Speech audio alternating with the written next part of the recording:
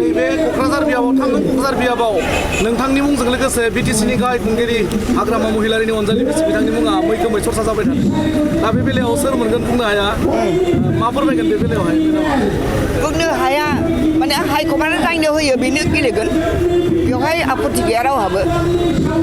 दानिया हाइकमान्डआ जुदि लुबैयो माने बयनिबो पिएमए बडियावसो प्रुभ जागोनथ' बे जोंनि जेनेबा मानगोनां हाग्रामा महिलारि बिथाङाबो एक्सक्लुसिभलि गाव दायथ' लानो हाया दिनै पिएमए बडिनि मिटिं दं बे मिटिङाव केन्डिडेटफोरखौ एप्रुभ खालामनानै बयनिबो मदद लानानै एप्रुभ खालामनानै फोसावगोन गिबि माने बिजाथिफोरनि फारिलाइखौ दा 18 जोननि फोसावबाय बिपिएफनिफ्राय माब्लासिम फोसावगोन दिनै आसा खालामदों आङो दिनै फोसावगोन होननानै दा पिएमबि बडियाव एप्रुभ जायाबा फोसावनो हाया नालाय दिनै पिएमबि बडिनि मिटिं दं दा आं बावनो थांनो ओंखारगासिनो दं दिनै जानो फोसावनो हागौ आरो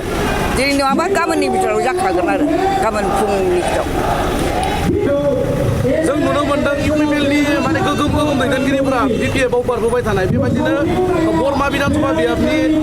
बारग' एमएलए भुपेन बर' बिथाङाबो दिनैहाय रिजाइन होबाय थारैनो बिपिएफआव हाबनायनि माबा इसाराफोर दङ नामा मा फोरमायगोन रायजो राजाया नुबाय लिडारफ्राबो गासिबो नुजोब्बाय पिएमनि माने बिपिएफआ दिनै माने जेरैबो फारसेनिफ्राय जै मै जानानै दं गतिके बिथांमोना दस्रा पार्टियाव थानानै माने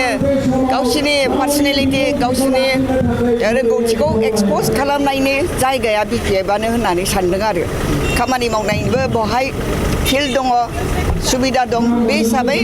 माने जेराव खामानि मावनायनि सुबिदा दं बेवहाय फैनानै